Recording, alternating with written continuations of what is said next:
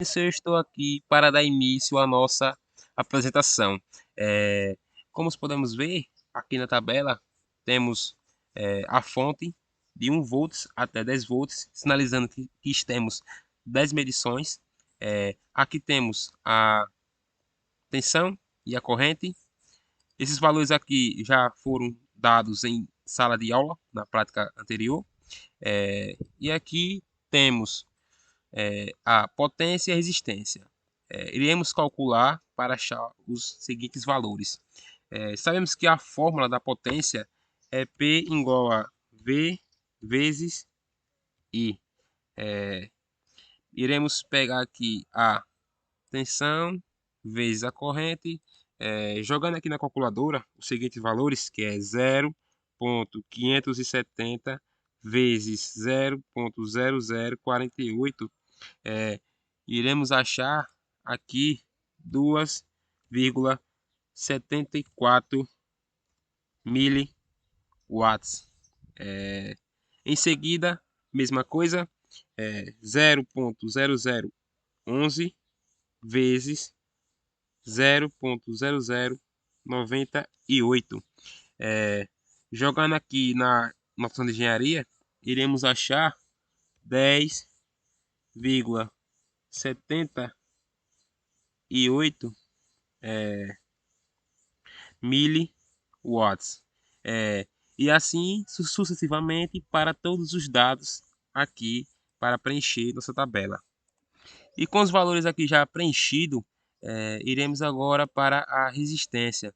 A fórmula da resistência é R igual a V dividido por I. No caso, tensão dividido pela corrente. Vamos lá, com os seguintes valores aqui. Esse e esse e esse. Aqui na calculadora temos 0,570 dividido por 0,0048.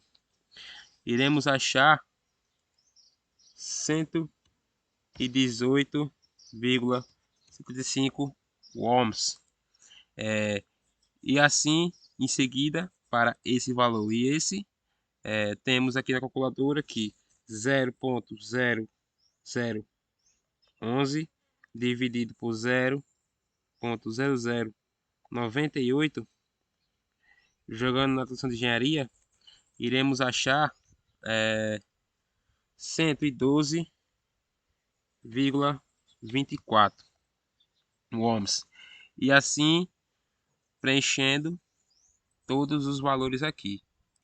Pronto, e com valores aqui já calculados, para achar o valor de Rx é preciso tirar, fazer o cálculo da média, certo? Cálculo da média.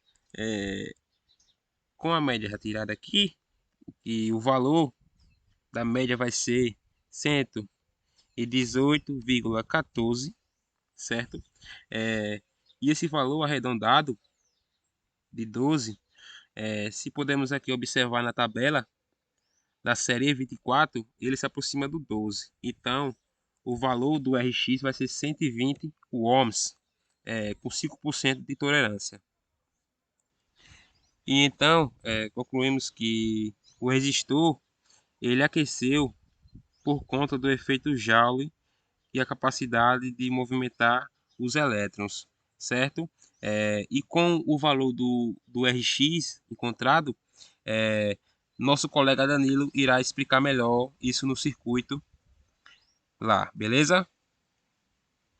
Eu me chamo Danilo e irei dar continuidade à montagem do circuito no Multisim.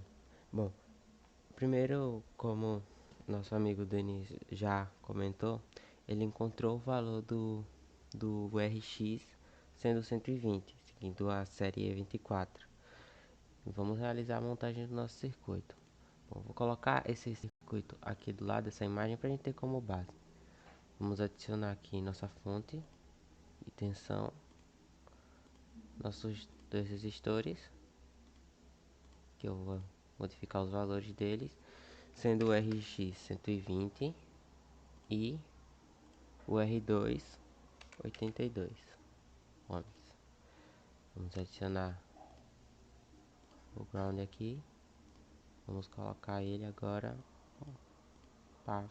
da melhor maneira que consiga, da maneira que consiga comparar aqui um com o outro. Vamos colocar aqui, fazer a ligação.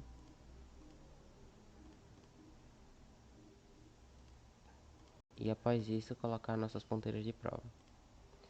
Vamos colocar aqui, seguindo a imagem para medição de corrente. Vamos colocar ela aqui.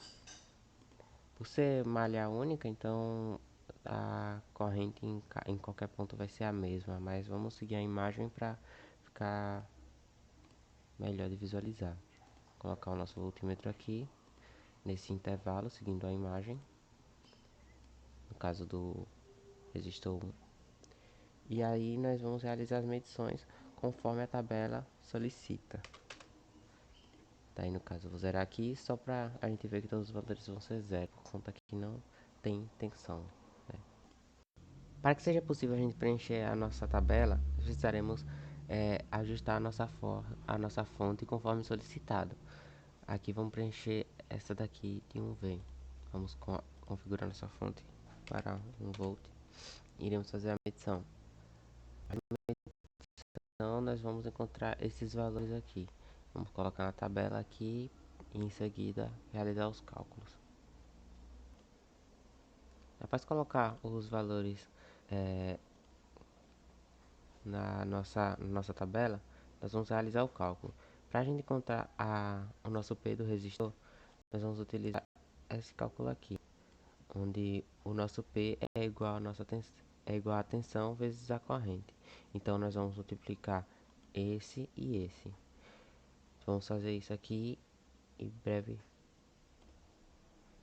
Após nós multiplicarmos o nosso V e o I, vamos adicionar aqui o valor do P e assim completar a parte do P aqui para essa